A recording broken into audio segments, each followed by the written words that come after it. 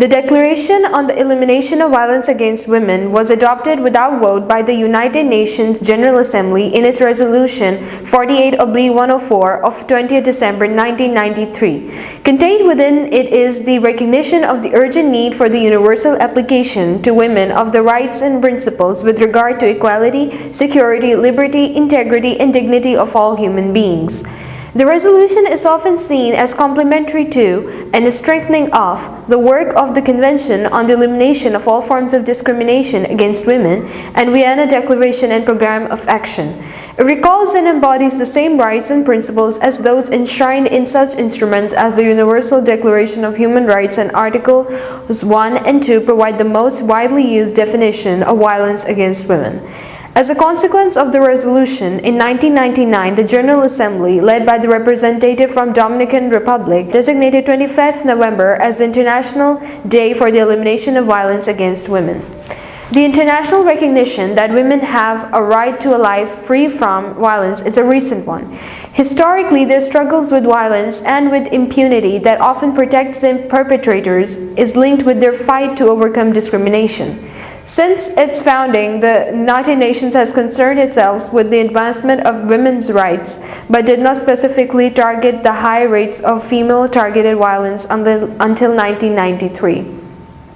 One of the aims of the resolution was to overturn the prevailing government stance that violence against women was private, domestic matter not requiring state intervention. Articles 1 and 2 of the resolution provide the most widely used definition of violence against women.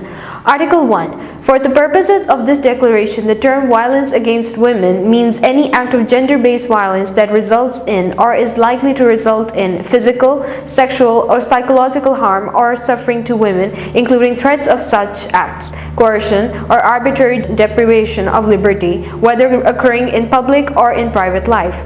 Article 2. Violence against women shall be understood to encompass, but not be limited to, the following. A. Physical, sexual, and psychological violence occurring in the family, including battering, sexual abuse of the female children in the household, dowry-related violence, marital rape, female genital mutilation, and other traditional practices harmful to women, non-spousal violation, and violence related to exploitation. B. Physical, sexual, and psychological violence occurring within the general community, including rape, sexual abuse, sexual harassment, and intimidation at work and educational institutions and elsewhere, trafficking in women, and forced prostitution. C. Physical, sexual, and psychological violence perpetrated or condoned by the state wherever it occurs. Many advocates of women's rights as human rights have expressed concern that much of the ground gained by the declaration has been threatened by the rise of more conservative forces within the international community.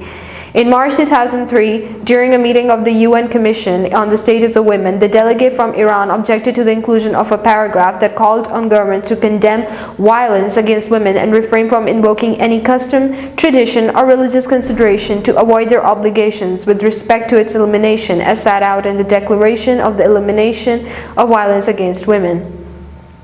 Representatives from Egypt, Pakistan, Sudan, and US also raised objections, making it the first ever diplomatic failure at the UN Commission on the Status of Women. Each year, the International Day for the Elimination of Violence Against Women marks the start of 16 days of activism against gender-based violence.